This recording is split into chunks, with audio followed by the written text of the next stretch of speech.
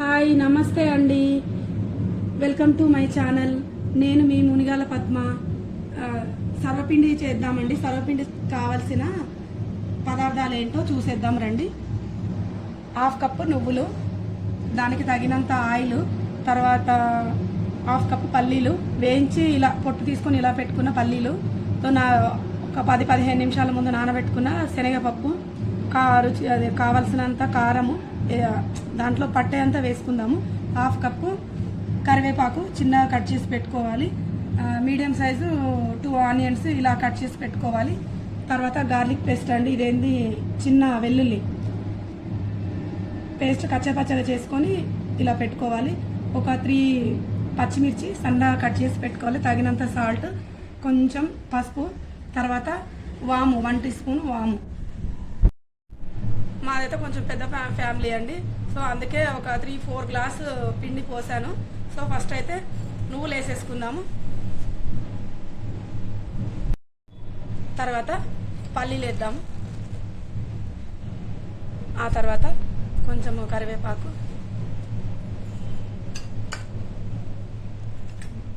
పచ్చిమిర్చి కూడా వేసేసుకుందాము.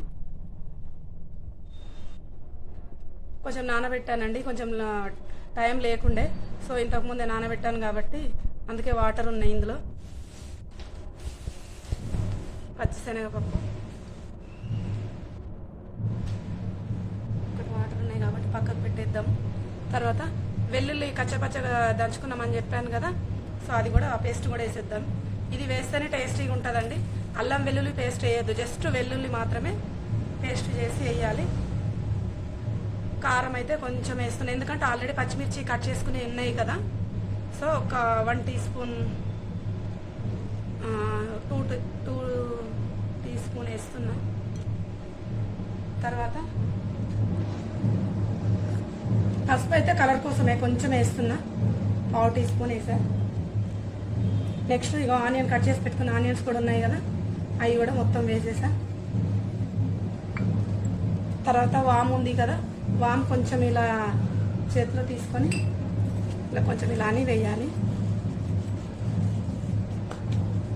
తర్వాత తగినంత సాల్ట్,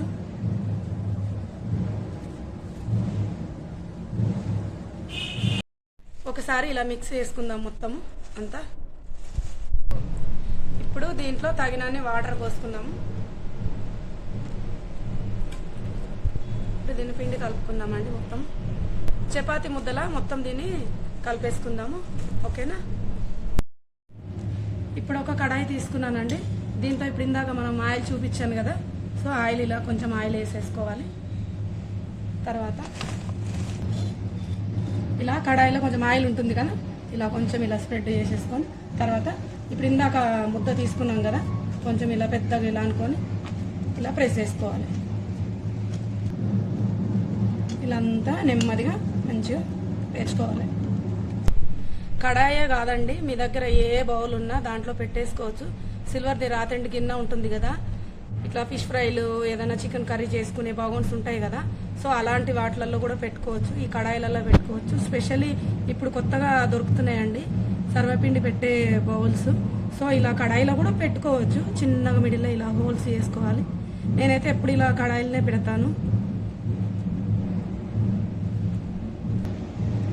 సన్నగా ఇలా ఒత్తి ప్రెస్ చేసేసుకొని మొత్తం చిన్న చిన్న హోల్స్ పెట్టేసుకోవాలి, ఎందుకంటే మనకు ఆయిల్ వేయడానికి ఎంత సన్నగా ప్రెస్ చేస్తే అంత బాగుంటుంది. ఇలా చేసుకున్న తర్వాత చిన్న చిన్న మిడిల్లో ఇలా హోల్స్ పెట్టేసుకొని చలో ఇక పొయ్యి మీద స్టవ్ వెలిగించానండి. ఇక పొయ్యి మీద పెట్టేసుకుందాము. Okay, done. మరి ఓకే అండి, ఓపెన్ చేసి చూద్దాము. వావ్, దీన్ని ఒకసారి ఇట్లా తిప్పేసుకుందాము.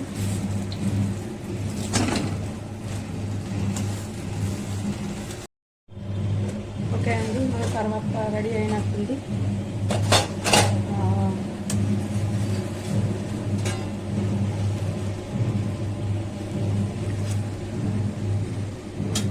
చూసారా ఎంత బాగుందో.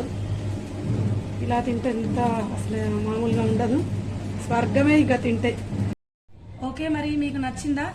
నచ్చితే కనుక మీరు కూడా ఒకసారి ట్రై చేయండి. ట్రై చేసి ఎలా ఉందో చేసి కామెంట్ పెట్టండి ఎలా కుదిరిందో. ఓకేనా అండి, bye. Please like, share and subscribe to my channel. Press the bell icon.